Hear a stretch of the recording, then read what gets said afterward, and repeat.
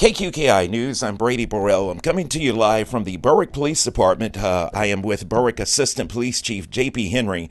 And this is a first of its kind for our area. Assistant Chief Henry has recently gone through the Billy Graham Rapid Response Team training as well as Chaplain training. And it's really neat. As I mentioned, it's very unique to this area. And JP is going to tell us about it. JP, how did you discover the program? And what are the results of you going through the program? So back in 2018, Brady, was going through a time in my career as a cop here in Berwick, and was at a time, I guess I was at a crucial part of my career where I didn't really feel like I can go on anymore, on a job, just with the stresses of the job, the stresses on your family and all that kind of stuff. You know how it goes. But in 2018, Tori and I, my wife and I, found the Billy Graham Rapid Response Team Law Enforcement Ministry out of North Carolina. And when I found that, I found out that they put on a retreat for the officers and their spouses to attend. And it's kind of like a marriage resiliency retreat also, and it's for the law enforcement community, basically. So it's all law enforcement officers and their spouses that attend. And like I said, in 2018, we found that. We started going to it, and it kind of gave me a different perspective on the job, kind of resurged me, re-energized me to continue to do the job. Fast forward to 2018, I got promoted to assistant police chief, and here we are 4.5 years later, so I'm still on the job and still love the job. Actually, I'm not going to say it's a job. I've always said it's a calling. I definitely, truly believe it's a calling on my life to do this job. And also to do what I just finished doing the last 2 weeks ago in Coleman, Alabama, where my father-in-law and I, who is our current police chaplain at Berwick Police Department, we attended the Billy Graham Chaplain training program in Coleman, Alabama, and that's about where we're at right now with it. Exactly what happens during the training, and how will you be able to implement that in your position? So I know a lot of people may think this is going to sound funny to a lot of people because y'all know I like to talk. But we learned to really be active listeners, which is what I think first responders need after going through critical incidences in their career, that they need to sit and speak with someone about it, because cops go through a lot of crazy things on their job, you may not think it in the public, but, even working in small communities like Berwick, Morgan City, St. Mary Parish in general, it takes a big effect on your families, your life as a cop and as an officer. You have to see fatal wrecks. You have to see death.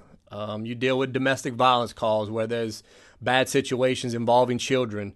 When we all have children, it takes a toll on all of our lives in the long run. And again, I've been doing it 23 and a half years. And, 23 years in a 23-year career, I've seen a lot of things just right here in this small town of Berwick that I could say that, it'll take a toll on you over a period of time if you don't have an out. If you don't have an out if you don't have someone I believe in God. So that is my faith, and my faith in God has kept me through this job in my 23-year career. A police officer in a career, they gave some statistics while attending the training, and that statistics is astronomical. A police officer in a police officer's career, they deal with 178 to 180 critical incidences throughout their career, okay? Where the average person with any other kind of job may deal with 2 or 3 traumatic or critical incidences in their lifetime. Just think about that for a moment. For those that don't know what a critical incident is, or what could be considered a critical incident, a critical incident is defined as any event or series of events that is sudden, overwhelming, threatening, or protracted. This may be an assault. This may be threats, severe injury, death, you name it. That's a critical incident. And it makes it a whole lot harder dealing with these type of things when you live in a small community and when you know everyone. that lives in your community, because when we have to respond to wrecks or see wrecks in our community, most of the time it's people we know, people we've been knowing, maybe children of those people that I grew up with. It makes it a whole lot harder to deal with. This is a difficult time for law enforcement, for first responders, even across the board. Many departments are facing shortages in manpower. That's police, fire, medical. I've heard about it personally over the past few weeks or even the past several months. Is it because of burnout? And how important is training like this to help those that are first responders? I think it's definitely, the burnout has to do with the entire climate, what's going on in the entire country with law enforcement. People think of law enforcement and they think we're the bad guys. If I can say anything about it, I could tell you that, again, earlier I spoke about it being a calling. I would have to say, and I want to believe, that most of the people that are doing this job it's because of a calling. It's not a job. It's because of the calling that they want to do to make a difference in their communities. You spoke about the burnout. The training speaks about, talks about that, and it talks about letting us be active listeners as chaplains, to just be there for that person. We're not there to fix their, like as a chaplain, I'm not going to be there to fix their problems. Those things will happen throughout the course of the time, but as a chaplain and as just a what they call a ministry of presence, where you can maybe, invoke prayer to that person. It's not something that's going to always happen, but if that door opens, you may ask them, may I pray with you about this type of stuff, these things that they're dealing with. In 2019, they gave some other statistics. In 2019, a police officer, there was 56,034 assaults against police officers. Okay, that was in 2019. This was FBI statistics. 2021, there was a 55% increase on assaults on police officers, 87,298 in 2 years.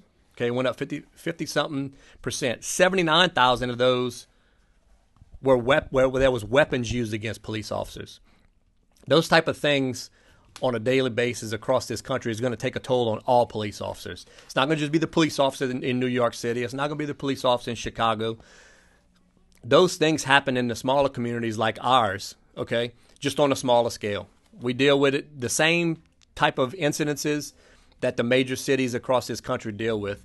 And the burnout has to do with the media, some of the media, beating down cops, because we're guilty in the beginning until they see all the details. They only give you a small snippet of these police involved shootings where someone a cop had to take someone's life. They don't give you the whole totality of the situation. They give you these small snippets that only tells a very, very small portion of the story, and it's not fair to police officers. And I keep saying just police officers. This has to do with first responders in general. First responders in general have just been like, I'm not sure what word to use, but just ostracized over the last several years when it came to all this stuff. And I just want. I mean, if I could say anything, I just want to tell people that we're human beings. We're people like everybody else, and for the most part, I think we do a good job at treating people fairly. I can't vouch for 100% of police officers across this country or even in our own communities, but I can tell you the ones that I work with and the ones that I've had a chance to work with over the last 20-something years do the job for the right reasons, and that's, I'll leave it with that.